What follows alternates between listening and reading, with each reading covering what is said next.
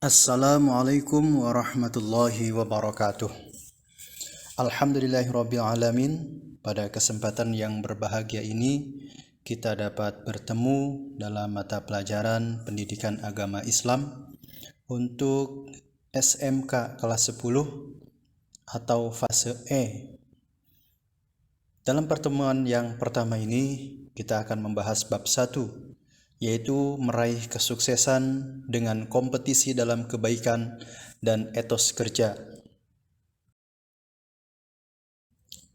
Baik anak-anakku, sebelum kita memulai pembelajaran ini, mari sama-sama kita berdoa terlebih dahulu. A'udzu billahi minasyaitonir rajim. Bismillahirrahmanirrahim. Raditu billahi rabba wa bil islami dina wa bi muhammadin nabiyyan wa rasula. Rabbi zidni ilma warzuqni fahma. Amin. Baik anak-anakku, setelah kita berdoa, kita masuk ke pembelajaran. Yang pertama, tujuan pembelajaran pada bab 1 ini, yaitu setelah mempelajari bab 1 ini, peserta didik diharapkan kompeten dalam membaca, menghafal, dan menganalisis ayat dan hadis tentang kompetisi dalam kebaikan dan etos kerja, serta mampu menerapkannya dalam kehidupan sehari-hari. Materi yang pertama dalam pembahasan bab 1 ini yaitu Quran Surat Al-Ma'idah ayat 48 tentang kompetisi dalam kebaikan. Yang pertama, mari kita membaca Quran Surat Al-Ma'idah ayat 48. A'udzu billahi minasyaitonir rajim. Bismillahirrahmanirrahim. Wa anzalna ilaikal kitaba bil haqqi musaddiqan lima bayna yadayhi minal kitabi wa muhaiminan alaihi fahkum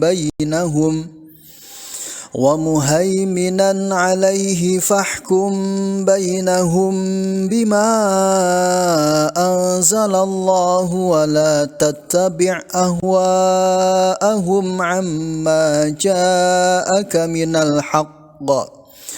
Likullin ja'alna minkum syir'atan wa minhaja. Walau syaa Allahu laja'alakum ummatan wahidatan walakin liyabluwakum fima atakum fastabiqul khairat. Ilallahi marji'ukum jami'an fayunabbi'ukum bima kuntum fihi takhtalifun.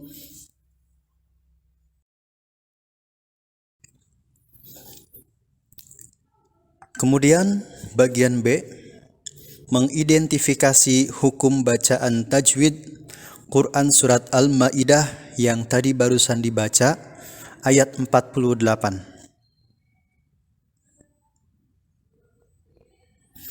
Yang pertama, wa anzalna ilaika. Hukum bacaan mad jaiz munfasil.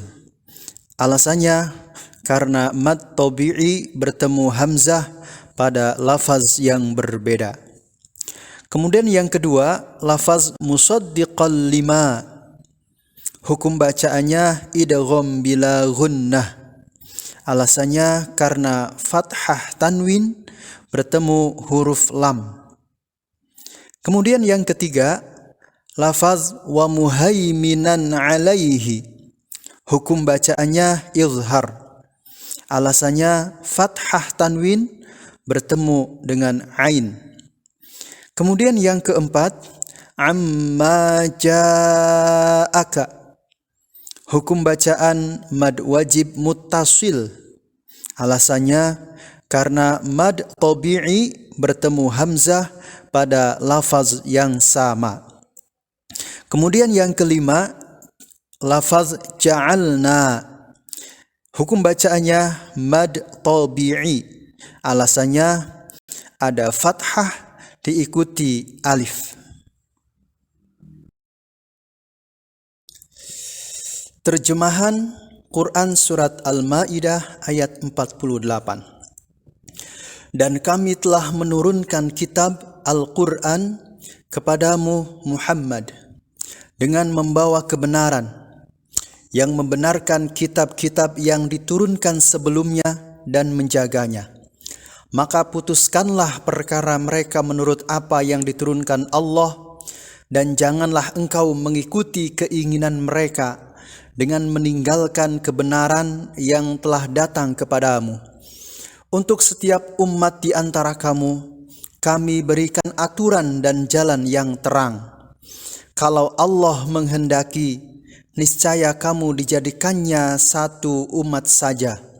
Tetapi Allah hendak menguji kamu terhadap karunia yang telah diberikannya kepadamu. Maka berlomba-lombalah berbuat kebajikan. Hanya kepada Allah kamu semua kembali. Lalu diberitahukannya kepadamu terhadap apa yang dahulu kamu perselisihkan. Quran Surat Al-Ma'idah ayat 48. Asbabun Nuzul Quran Surat Al-Ma'idah ayat 48. Tidak ada sebab khusus yang melatar belakangi turunnya Quran Surat Al-Ma'idah ayat 48.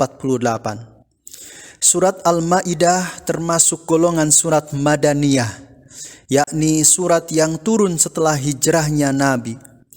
Menurut riwayat Imam Ahmad, surat ini turun saat Nabi SAW sedang menunggang unta. Bagian paha unta tersebut hampir saja patah karena sangat beratnya wahyu yang diterima oleh Nabi Muhammad SAW.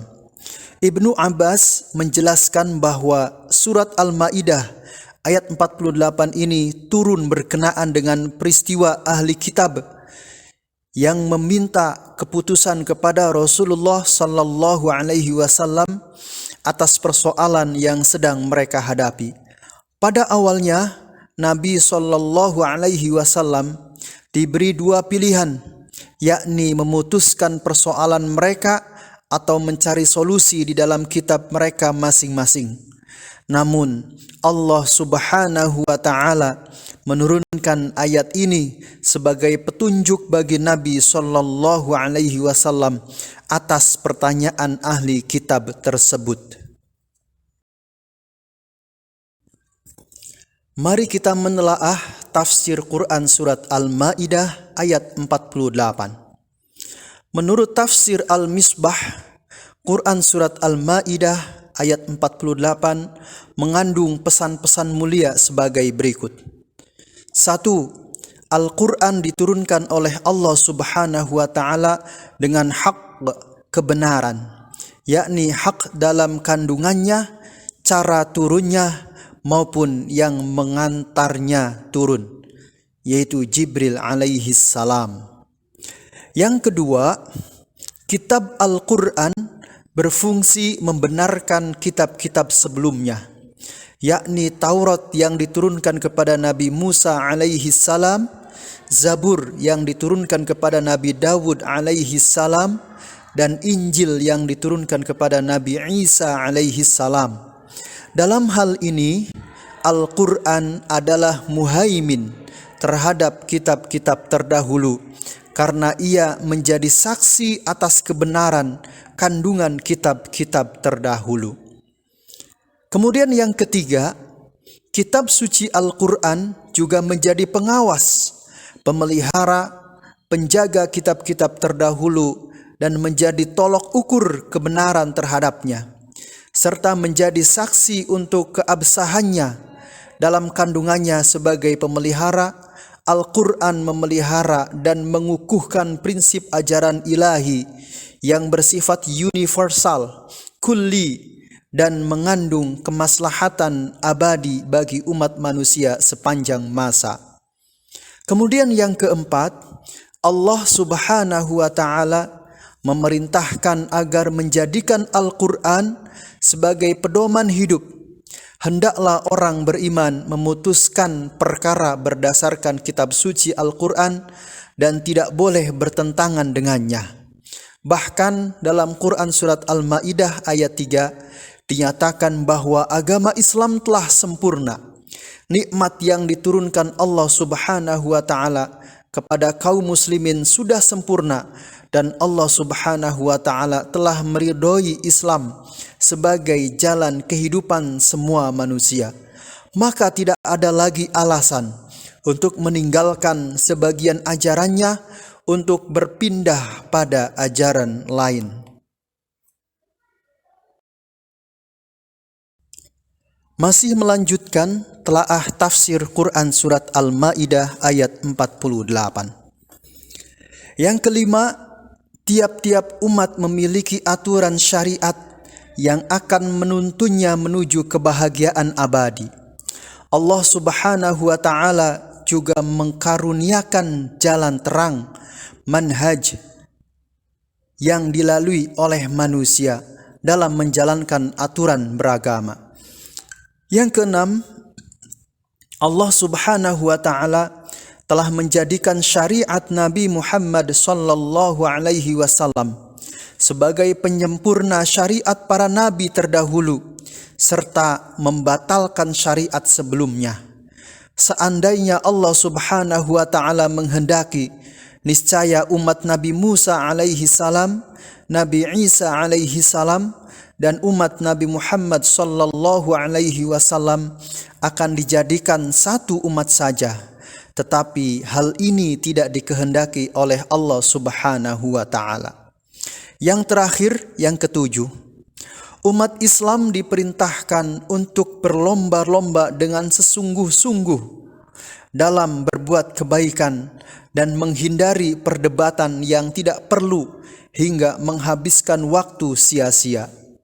Allah Subhanahu wa taala telah menetapkan berbagai macam syariat untuk menguji siapakah di antara hambanya yang taat dan durhaka. Bagi yang taat akan memperoleh pahala, sedangkan siksa bagi orang yang durhaka. Sesungguhnya semua manusia akan kembali kepada Allah Subhanahu wa taala dan akan diberitahukan apa yang telah diperselisihkan. Hal yang diperselisihkan ini adalah tentang kehidupan akhirat. Orang-orang kafir tidak percaya adanya akhirat. Karenanya mereka akan diberitahu dan mendapatkan balasan atas perbuatan mereka, yakni dimasukkan ke dalam api neraka. Sedangkan bagi orang mukmin yang beramal soleh akan mendapatkan balasan surga.